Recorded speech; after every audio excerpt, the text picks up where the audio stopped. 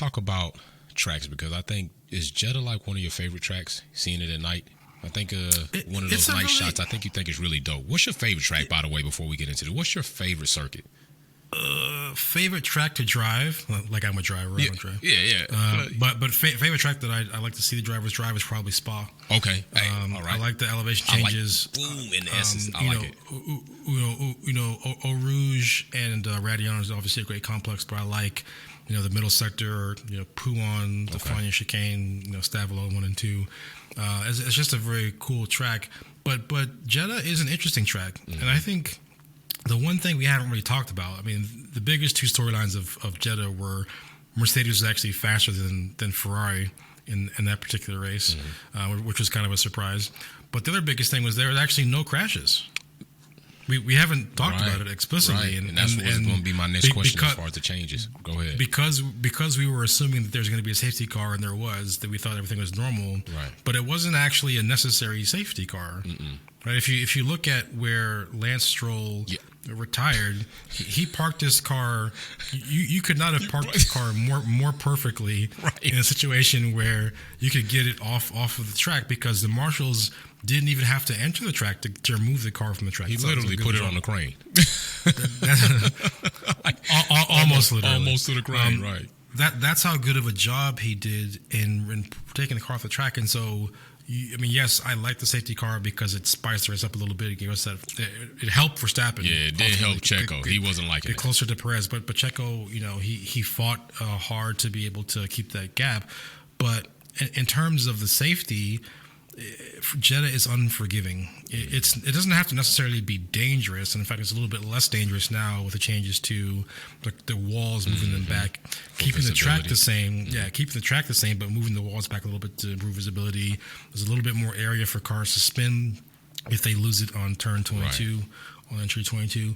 So, I think that there are a lot of other factors involved with Jeddah that have nothing to do with racing, that are more to do with where it is in the world. That there's a whole other conversation to be had. But in terms of the track itself, it is a very exciting track. It's a lot of speed. It rewards commitment in a way that other tracks don't necessarily. And Checo seems to thrive there. Yeah, he did.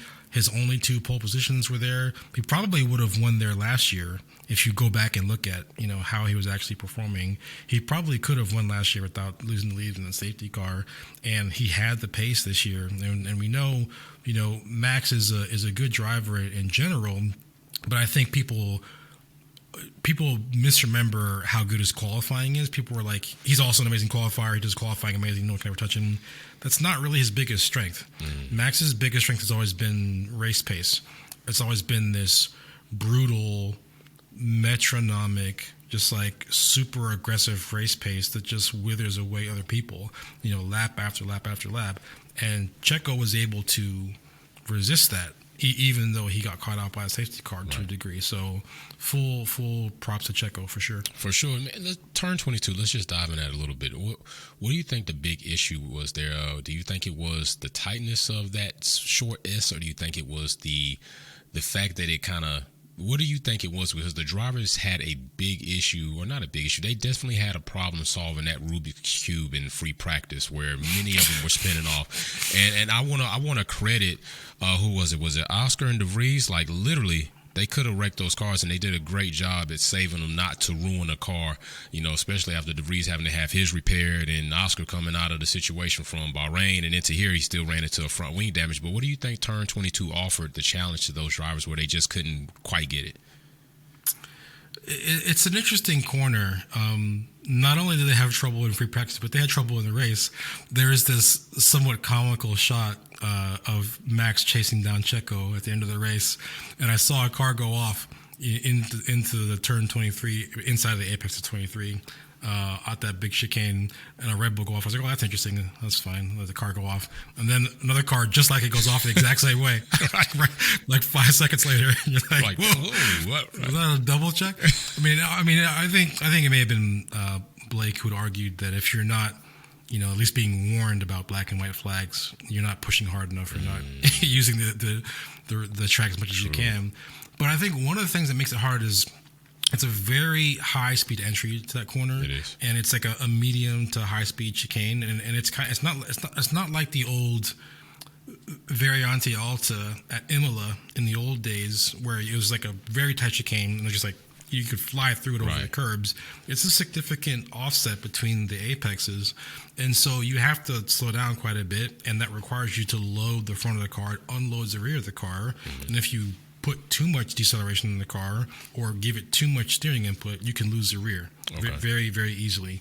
And especially if there's wind gusts or something, it can throw off the car. It's high enough speed to do that. And so that's kind of what's caught people out. It's also one of those weird situations where you lose brake temperature on the way to the corner, right? You have another slower speed chicane before that point, and then you have that middle part where you're just going for flowing 8 seconds, 10 seconds flat out, very high speed. Right. And all that time you're losing brake temperature. True. And then all of a sudden you get to the entry and you got to rely on the brakes. Right. And if for some reason they're not at the right temperature, they can catch you out and lock it. So it is good that the drivers have been safe. Overall, I think it's just a tricky corner, but it's a good corner though. And yeah, I think like that it. I think it's one of those corners that really rewards good driving and precise driving, not getting too high on that curb of 23. And I think that by moving the barriers a little bit more to the side, giving the cars a little bit more room to spin if they do spin, it gives you the benefit of that fun factor of the corner, without the consequences. A little bit less of the danger. True. So matter of fact, man, talking about that brings me to this, because I don't want to see it changed. Miami turns 14, 15 or 15, 16. I actually liked them the first season. I don't want to see them change. I think it was a good challenge. I don't think they should change it now. As far as the barrier and Tech Pro and the safety situation, I do think pretty much similar to what they did to Jeddah, giving them more visibility to bringing that information sooner so they can see what's around that corner, hopefully not to be able to T-bone another car. But I don't want to see those turns in Miami change more than I want to see safety around there or changes done to that. How do you feel about that before we get to Miami? Do you think there's going to be some changes in that section? Oh, well, they're definitely resurfacing the track this year. We already know that because the track surface was not really up to standards last time. Correct. But what people don't realize is the reason why that section is so tight and so twisty is partly about safety, and it's actually about constraints defined by the real estate of the property. People who are in Florida or know Florida know about I-95 and all the other things that are the major roads that are in that area. In that corner of the track, there's actually like nowhere to put runoff or like gravel or grass or anything. Like the property stops like pretty much right there near those walls, and so you can't have a car approaching that at very high speed. And you can't have a car have like a high-speed corner there because there's no runoff, there's nowhere to go into for them to actually have a Tech Pro barrier or something that would make sense that the angle is not right for it to really work.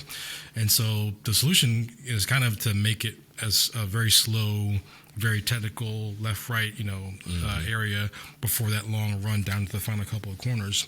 And I'm fine with it not changing. I think it had a rhythm all its own. I do agree that there should be some barrier changes where call signs and Esteban Ocon went off in that sort of fast left kink there.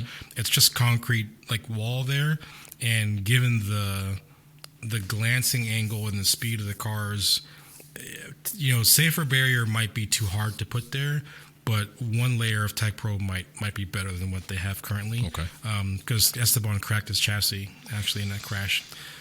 So it's an indication that the barrier there is not good enough. Not sufficient. But no, the short answer is that I don't think it should change in terms of the track configuration. We do know the track surface itself is changing, which should improve things a lot. Thanks for watching another episode of Wolfpack Performance. Don't forget to check out some of my other content on Formula One and motorsports topics. Like, share, subscribe, and we go live on the weekends. See you soon.